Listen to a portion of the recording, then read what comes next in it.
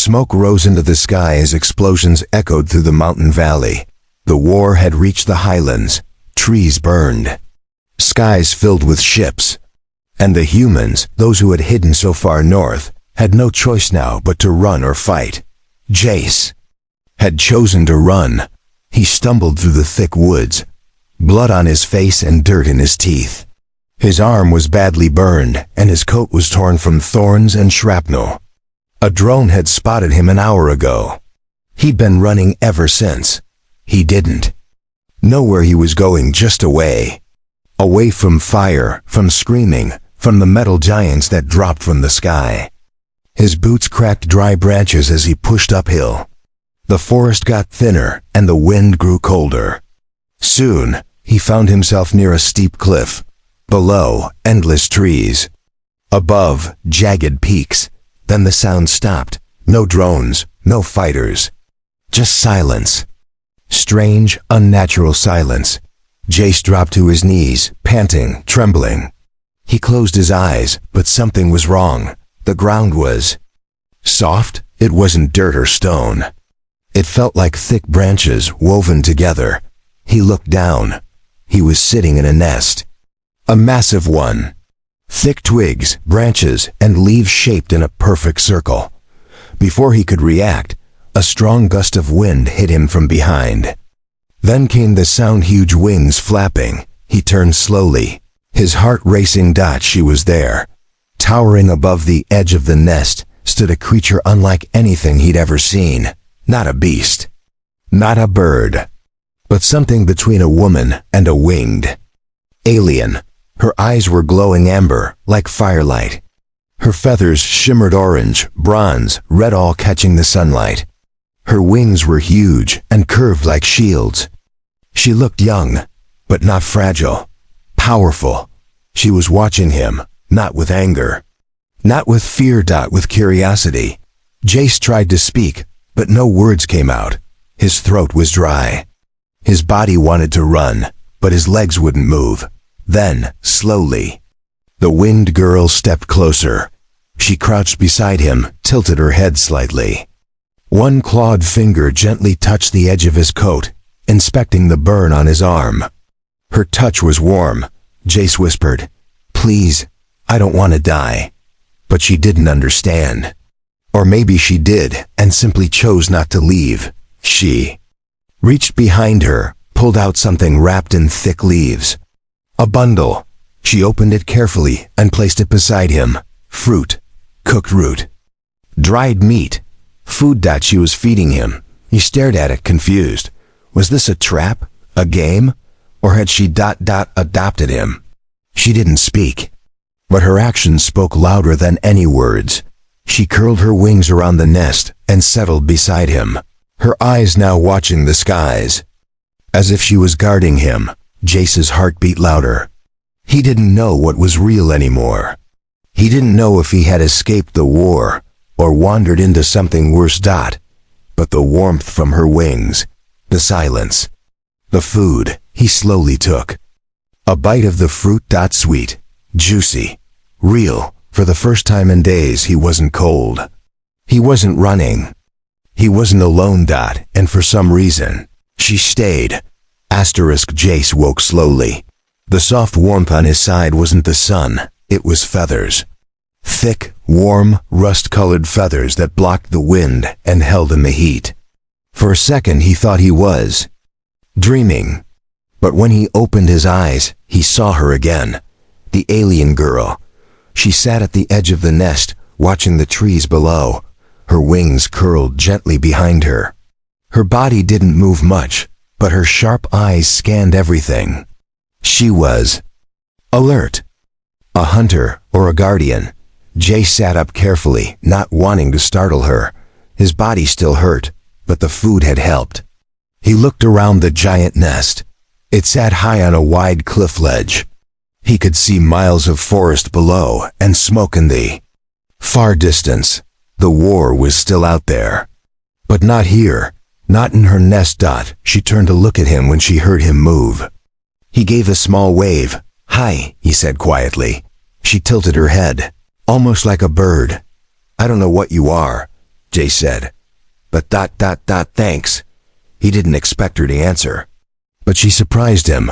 She stood and slowly approached, holding another leaf-wrapped bundle. She placed it in his lap. Fresh food again. Cooked root, strange nuts, and something that looked like roasted lizard meat. He hesitated, then took a bite. Warm, tender, carefully made. She had cooked for him. Why? Who was she? He studied her face as she sat beside him. Her features were soft almost human, but her eyes were larger. Her pupils were long and golden, like a hawk's. Her ears were pointed and moved slightly when she listened. Her hair was thick, braided down her back. And that necklace, he noticed it again, glowed faintly when she touched it. She didn't talk, but she watched his every move. After eating, Jace leaned back and pointed to himself. Jace, he said. She blinked. "Ya see," he repeated slowly. Then he pointed at her. She didn't respond. She just looked at him. He tried again. "You have a name?" After a pause, she tapped her own chest lightly, then placed her hand flat near her throat. "They," she said softly. It was the first time he had heard her voice. Soft, clear, almost musical. "They," Jace repeated. He smiled. "That's your name?" She nodded once. They sat in silence again, but it felt different now. Not strangers, not enemies. Then she stood. Her wings opened wide, huge and beautiful in the sunlight. She walked to the edge of the nest and looked down. Then she turned back to him. Jace watched as she spread her wings fully. And then, without a sound, she leapt off the edge. He rushed forward in panic. But she didn't fall. She soared. Her wings caught the air, and she glided silently over the trees, diving and circling until she vanished into the forest below. Jace sat back, stung. She had left him alone, in her nest, with food, with shelter. And somehow. He knew she'd come back. Jace didn't move for hours. He sat in the nest, alone, watching the sky where she had vanished. The wind was stronger now, and the mountain air colder. Without her wings wrapped around him, the warmth was gone. He looked down at the food she had left. Half was still there. He didn't want to finish it too quickly. He didn't know how long she'd be gone. Time passed slowly. He tried to climb to the edge of the nest and peek over. It was high, really high. Far below, trees moved, like green waves. If he slipped, there'd be no second chance. The nest wasn't built for humans. It was meant for her. He sighed and sat back down. The sun began to dip behind the peaks. The sky turned orange. Still no sign of her. His stomach twisted, not from hunger, but fear. What if she didn't come back? What if something had happened to her?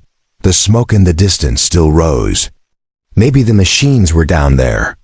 Maybe they found her. Then he heard it. A distant cry, half bird, half echo. He stood and turned toward the sound. A dark shape appeared from below the trees. Fast. Powerful. It soared upward, wings wide, cutting through the air. It was her. They returned, her wings glowing red in the sunset light. Something dangled from one of her arms. She landed softly in the nest, folding her wings slowly. Her eyes met his. Jace, he felt his chest loosen. "You came back," he said quietly. She didn't answer, but she dropped the bundle beside him. More food. A full pouch of water, fresh leaves, even a piece of soft cloth. She had brought supplies. For him. He stared at it all in disbelief. "Why are you helping me?" he asked. Still no answer. But she moved closer and sat beside him again. He noticed scratches on her arm, thin, red lines. "Were you hurt?" He reached gently toward her, but she pulled away. Not in fear, just unsure. He backed off. "Sorry." But she looked at him again, eyes softer now. Then she touched her wingtip to his chest, right over his heart. A single, careful motion. She was trying to understand him too. They sat in silence for a long time as the stars began to come out. Jace looked up. "Where are we?" "What is this place?" She glanced upward at the stars too, then pointed to a group of glowing blue lights in the sky. She whispered something in her language, soft and strange. Then she touched the pendant around her neck. It glowed faintly again. Jace leaned closer, curious. "What is that?" he asked. She looked down at the pendant, then at him. Her hand moved to his chest again, then to the food. He didn't fully understand, but he was starting to realize something important. She didn't see him as a prisoner. She saw him as hers.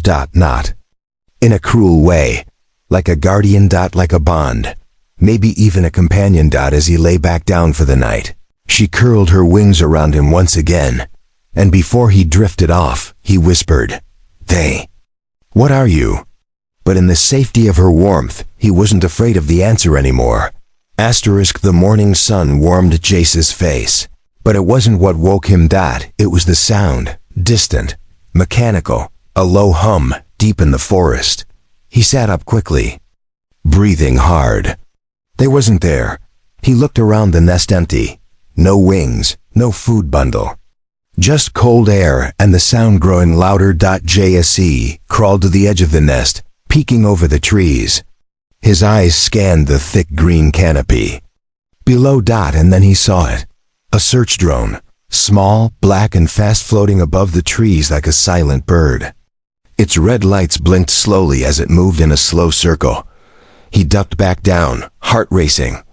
They had come this far north. The machines had followed him. His first thought was to run, but where? The cliff was too steep. The forest below too dangerous. Without they, he wouldn't last a day. But before panic took over, he heard the wind shift. A sharp gust. He turned and there she was. They landed hard this time. Her wings snapped closed behind her and her eyes were focused, serious. No food in her hands. No calm welcome. She had seen the drone too. Jace stood quickly. "They found us," he said. They found me." She didn't speak. She moved to the edge of the nest and stared at the drone far below. Her eyes narrowed. Her wings twitched. Then she turned to him and pointed at the center of the nest. She wanted him to stay. "No," Jace said, standing. "If they scan again, I'm dead." "I have to move," she growled softly. Not loud, not angry, but firm. Then she stepped back, spread her wings, and dove. Jace watched helplessly as she glided through the air, fast, low, and silent. She moved like a ghost across the sky. The drone never saw her coming. In seconds, she slammed into its emitter with a crunch of metal and a burst of sparks. The machine dropped into the trees below. She returned minutes later, bruised, with a burn across her shoulder. But the danger was gone. She landed beside him, breathing hard. Jace rushed forward. "You didn't have to do that. You could have been." She placed her hand on his chest again, gently. He stared at her. "You're protecting me." She didn't nod. She didn't speak, but he could see it in her eyes. She wasn't doing it out of duty. She had chosen to. That night, she didn't bring food. She didn't hunt. She stayed beside him in the nest, wings tight around both of them. Not guarding, not resting. Just staying close. Jace watched the stars above. "I was just a soldier," he whispered. "They never cared about me. I ran when they attacked. I didn't even save anyone. They didn't react. I thought I was just lucky to survive. But now," he looked at her, "I think you're the only reason I'm still alive." She didn't answer, but her wing folded tighter around him, as if she understood. And that night, for the first time, Jace didn't dream of war. He dreamed of her. The next day, they left early again. Jace was stronger now. The wounds on his arm had healed. The cold didn't bite so hard anymore. He had gotten used to the way her wings wrapped around him at night, like a blanket made of trust.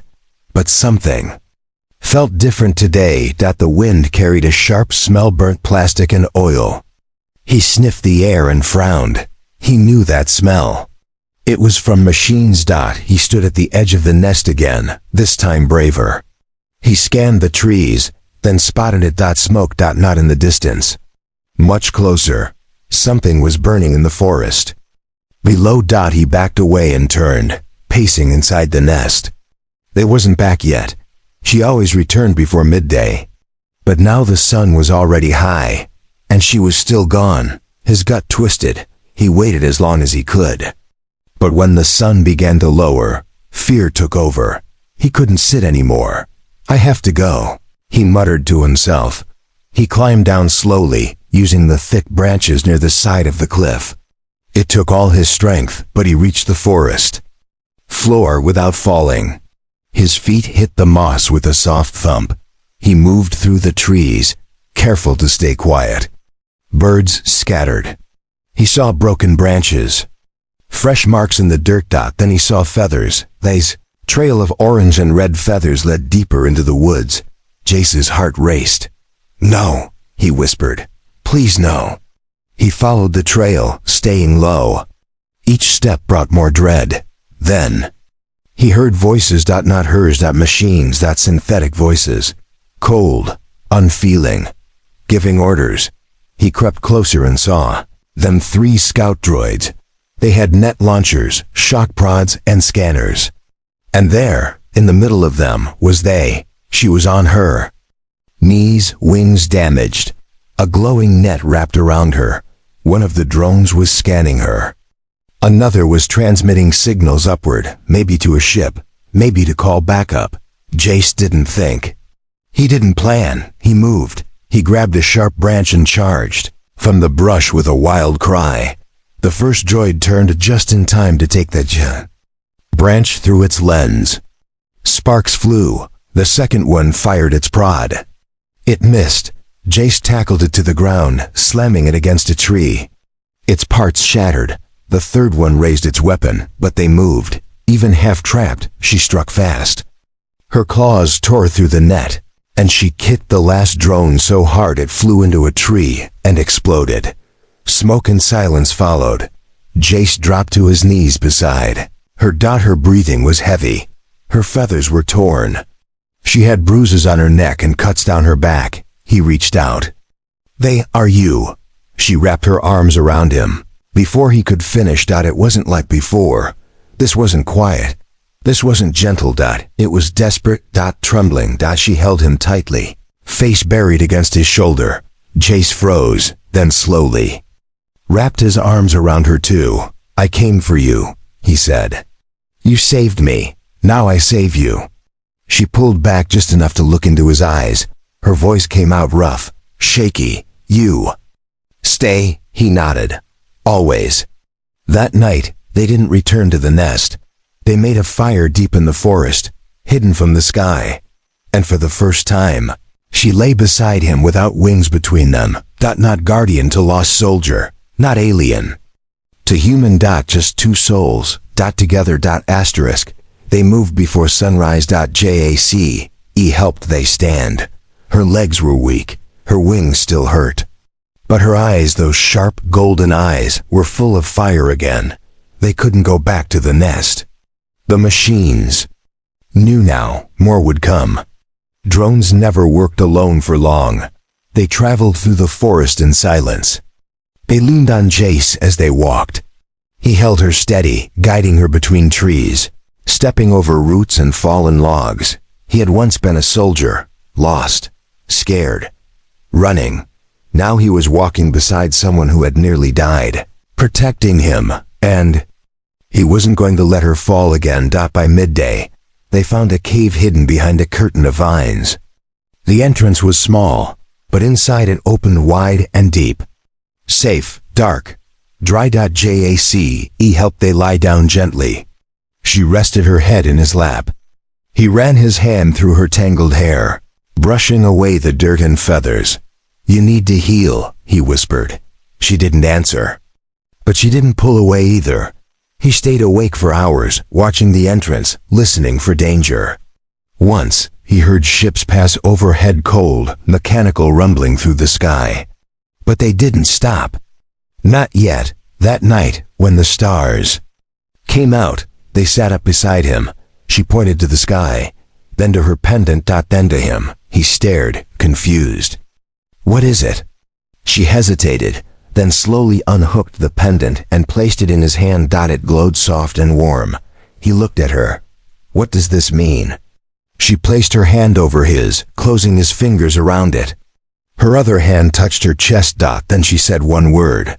"Bond." Jace felt his throat tighten. She wasn't just protecting him. She had chosen him, and now she was giving him something sacred. The pendant began to glow brighter, reacting to his touch. The warmth moved up his arm, through his chest, into his heartbeat. He looked at her and whispered, "Are you sure?" She nodded slowly. The bond wasn't just between guardian and saved. It was deeper. Older. Ancient. Something her people had done for generations. To mark loyalty, trust, love. Suddenly, the earth shook. Not from thunder. From engines. Large ones. DROPSHIPS. The machines had found them. They stood. Her wings still damaged but steady. Jace stood too, the pendant still glowing around his neck now. "Won't let them take you," he said. She looked at him, and then something changed. The light from the pendant grew stronger. It glowed not just around his chest, but her body too. A shimmer, like energy passing between them. Jace suddenly understood. The bond wasn't just spiritual. It was power. Ancient. Hidden. Shared. And now that he wore the pendant, it protected them both. When the machines reached the cave, their scanners failed. Their weapons jammed. Their vision blurred. Something in the bond made them invisible. Untouchable. By the time the machines turned their sensors elsewhere and left, they and Jace sat quietly beside the fire, breathing softly. Safe. Together. Days passed. They didn't return to the nest. They built a new home, hidden deep in the forest. He grew stronger. Jace grew wiser, and every morning she brought him food. Not because she had to, because she wanted to, because the war had brought them together, but the bond made them whole.